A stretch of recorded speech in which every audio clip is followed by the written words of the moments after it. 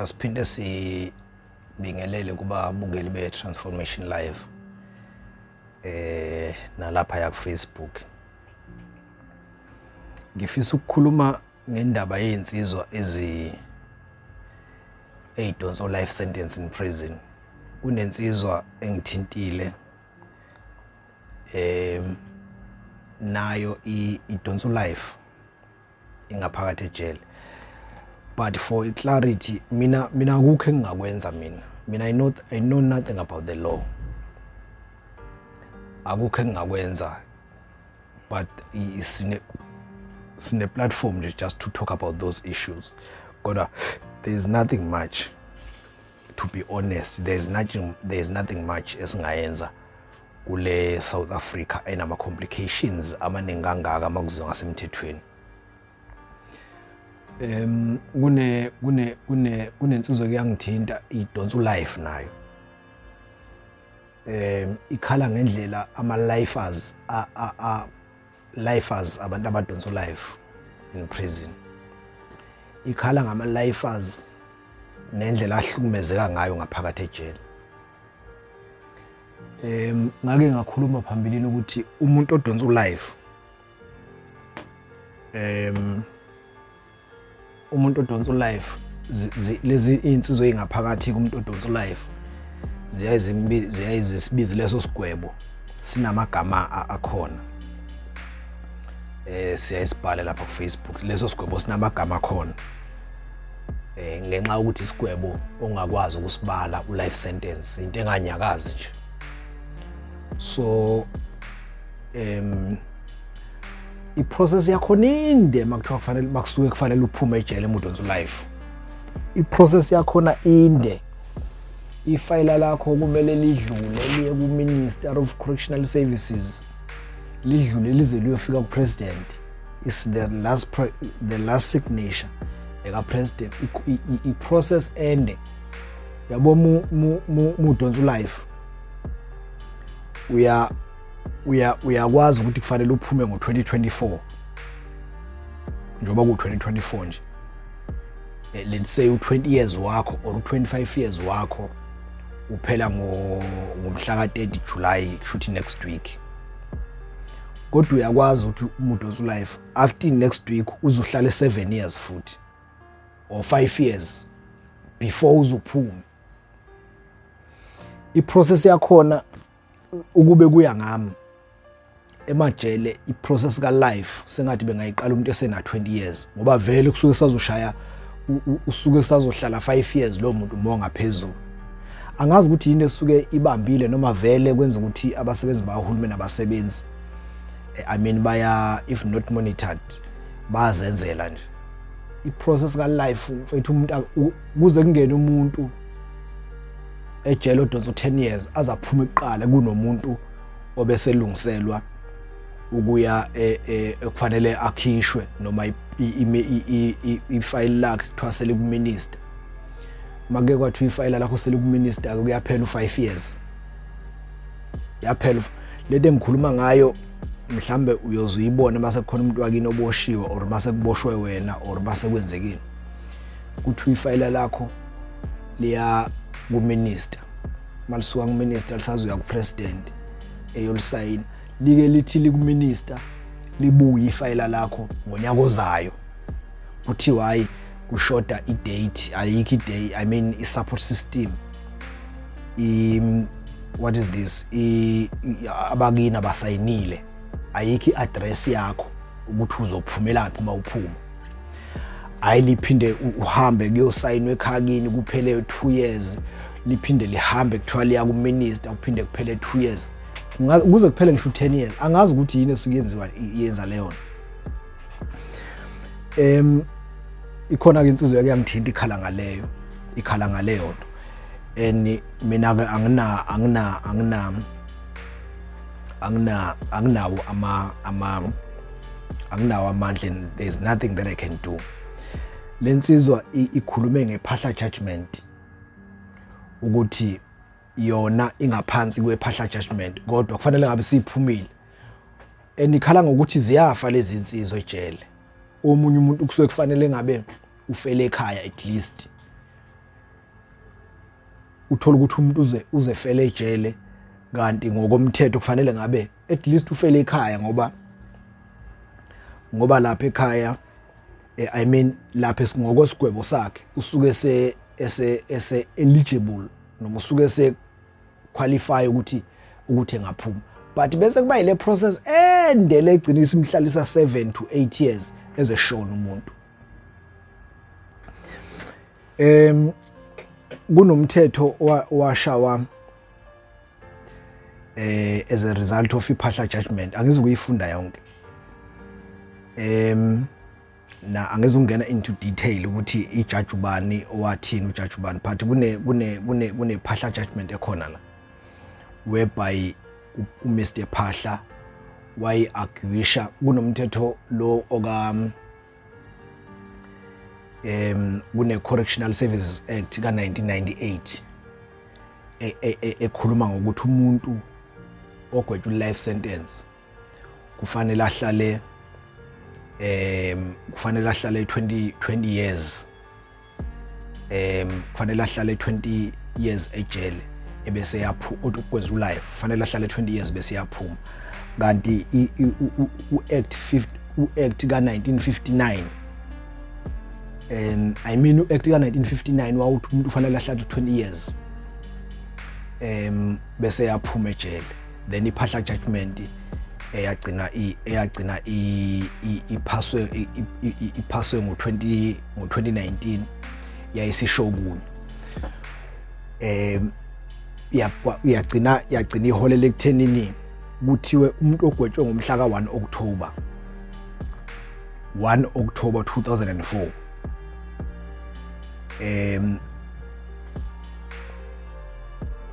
umuntu ogwetshwe ngomhla ka 1 October 2004 kushuthi judgment leyo yayithi umuntu ogwetshwe ngomhla ka 1 October 2004 okwakuyi act ka 1958 I mean ka 1959 ithi umuntu ogwetshwe life kufanele ahlale 20 years ejele, bese kuthi umuntu ogwetshwe after i1 October lo muntu kufanele ahlale 25 years ejele. Kushuthi after mhla ka 1 October wona uvumelana no 1998 act owawuthi umuntu akahlale 25 years ejele, okusho ukuthi umugwetshwe nje ngomhla ka 1 October 2004 kuya kumhla ka 2 October mhla ka 3 September kuya ko September kuze kube ngo 2005 2006 2007 kuza manje, kushuthi lo muntu kufanele ahlale 25 years ejele.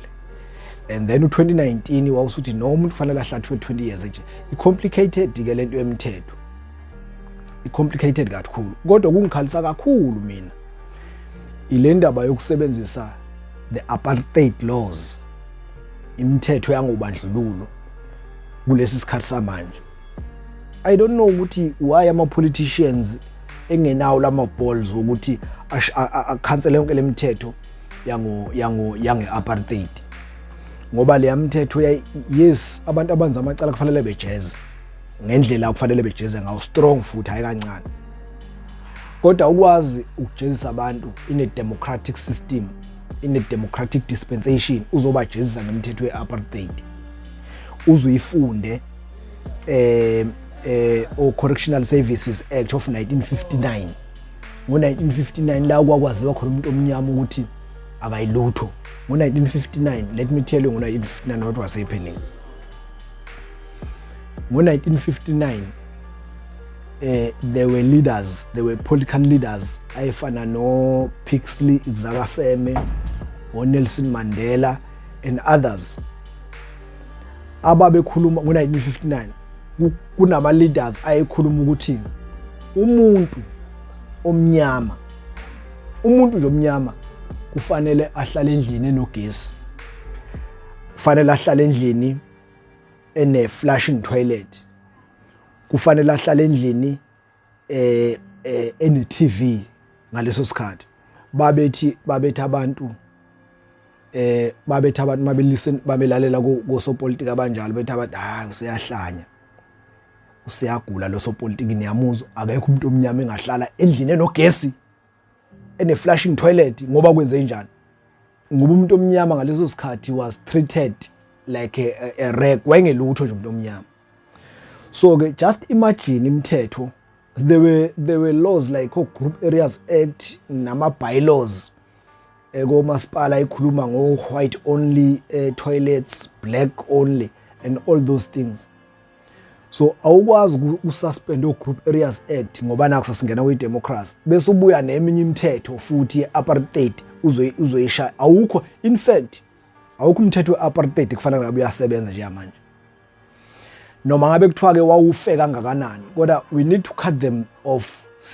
Kushawe eminye imithetho noma isingafana, kodwa akufanele kube nomthetho we-apartheid ukuthi usebenza nje manje, ngoba kuqala ejele ngaleso sikhathi isiboshwa sasingenayo amalungelo. Isiboshwa sathi ngelinye ilanga sisencome sibizo area commissioner ubaba uZikhali,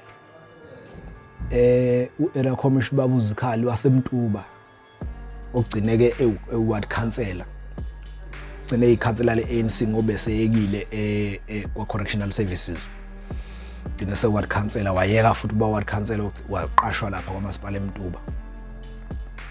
Uthi ubaba uZikhali mayekhuluma esibizile encome siziboshwa nje sonke, uthi hey mina la encome ngiqala ukusebenza kudala ngesikhathi sobandlululo, ugcine se-area commissioner ngabo 2010 2011. Uthi ngisebenzela mina ngesikhathi sobandlululo iboshwa la kwakuse income kwakusathiwa ikhanda Spence. Uthi iboshwa la thina zazi umuntu mayiboshiwe sasazithakanala ilungelo, futhi kwakunjalo, hayi ukuthi nje uthi nje umuntu oboshiwe engenalo ilungelo. Isiboshwa zayithathwa, angithi iboshwa kuqala zayisetshenziswa imisebenzi engakhi, zazi ke ithathwa ziyogqoma iquarry lapha iqoma amatshe, zigqilazwa nje, hayi ngoba kukhona umsebenzi ozosiza abantu ezowenza, zazigqilazwa nje, zigubha amatshe ziwathuthe ziwabeke ngapha iphinde ziwasusela ziwabekela iphinde ziwasusela yabekela.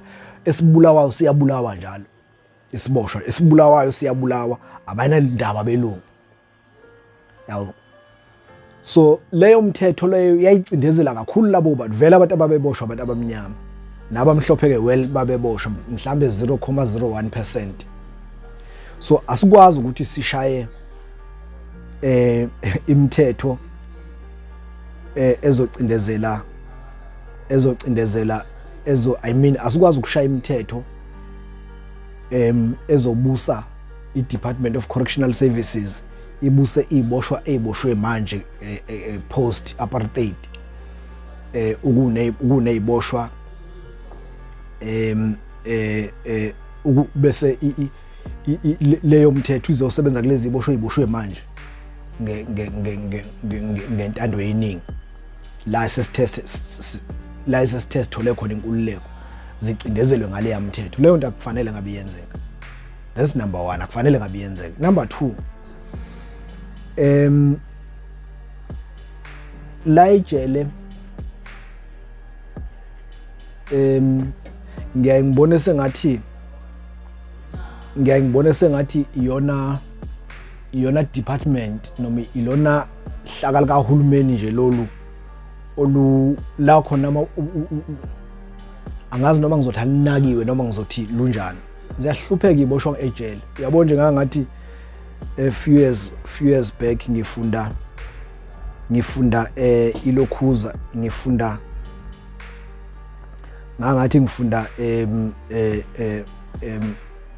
ezinye zeziteti down lomnyango, ngathola ukuthi o service provider inkampani lezi ezisiza ukuphekela iziboshwa zihlaba izumbulu zemali, zithi siboshwa sisodwa ngelanga sidla imali engaka bese sicharge i-department, leyo nkampani bese charge i-department ukuthi siboshwa sisodwa sidla imali engango 441 rand ngosuku.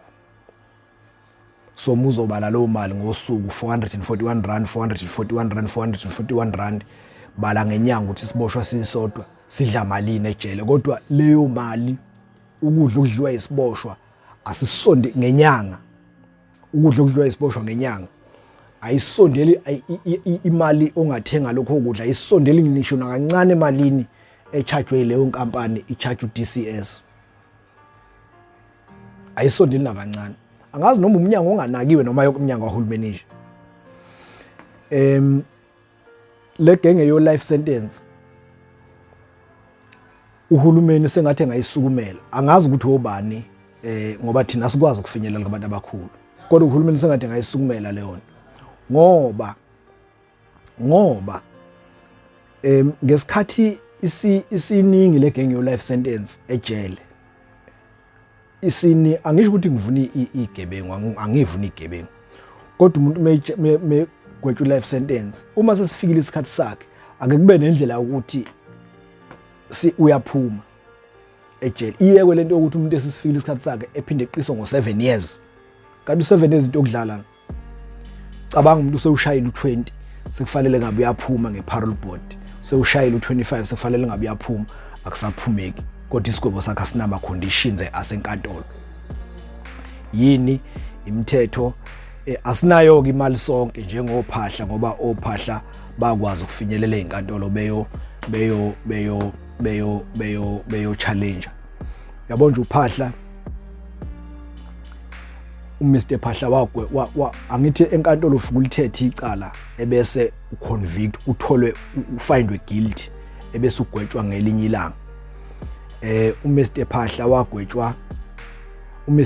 waconvictwa ngomhla ka before 1 October 2004 watholakala ukuthi unecala.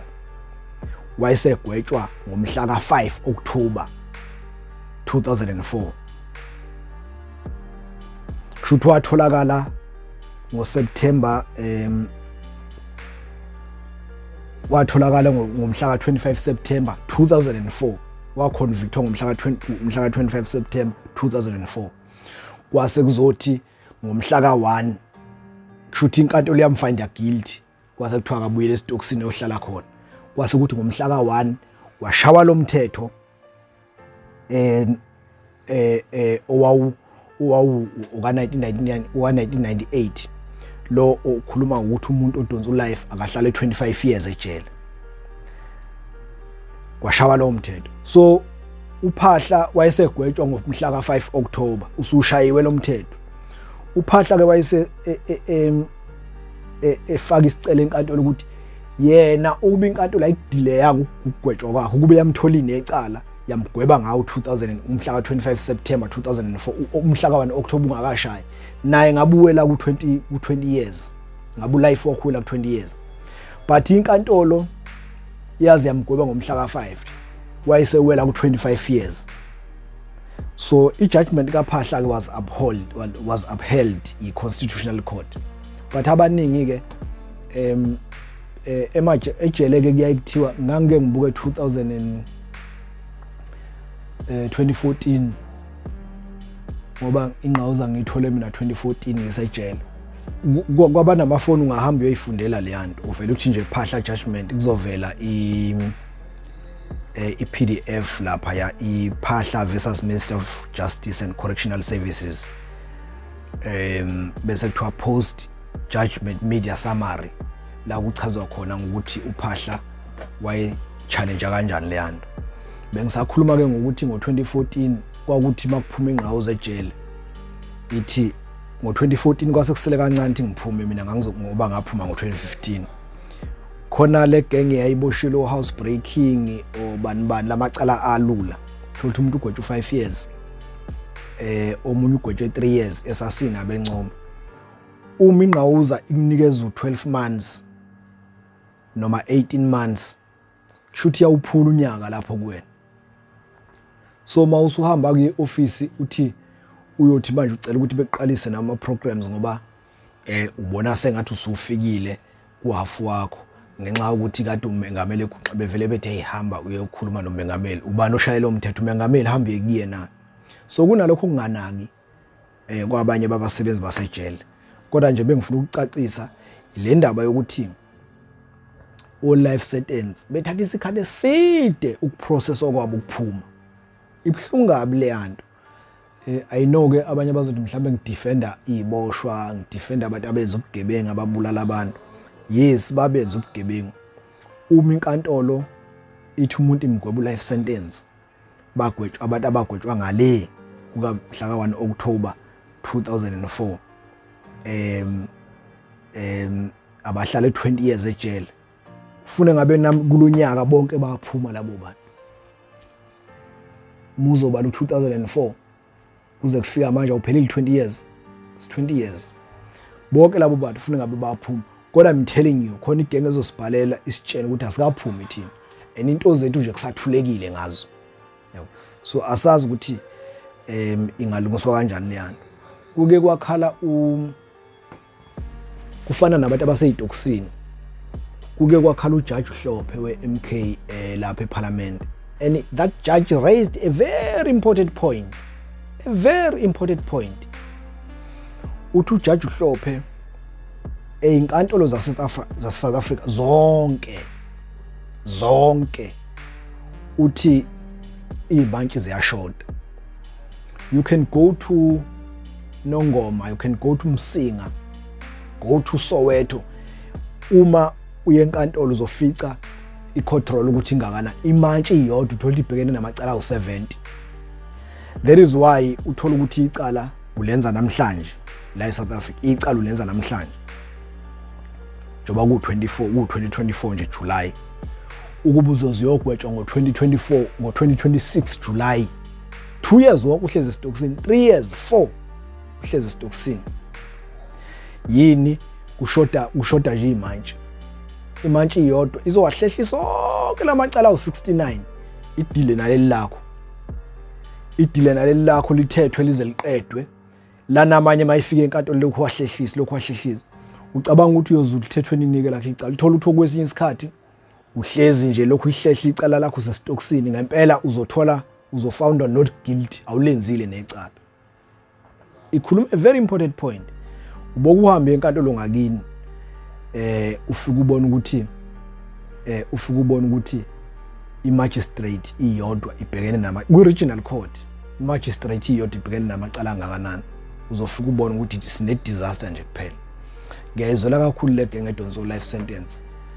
Sengazi ukuthi imetha yabo noma ama-concerns abo engasukunyelwa phezulu bengawabukeli phansi abantu ke bayebethi hayi suka zigebengu lezo ayihlale noma ingafela khona ejele.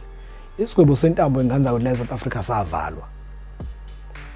Noma ungenza liphi icala, noma ungenza icala elingakanani, isigwebo sentambo asikho, savalwa ngokusemthethweni. So umuntu mayesegwetshiwe ejele, mayegwetshwe 20 years noma wena ungacabanga ukuthi sincane leso sigwebo, kodwa manje inkantolo ethi akagwetshwe 20 years, mayesehlala u10 years fune ephume lo muntu. Mayeseqede uhalf waleso sigwebo as per imigudu ka correctional services kufanele ephume lo muntu, ngoba yikho into ongayenza ngenxa ukuthi inkantolo yamgweba kanjalo. Siyabonga kakhulu.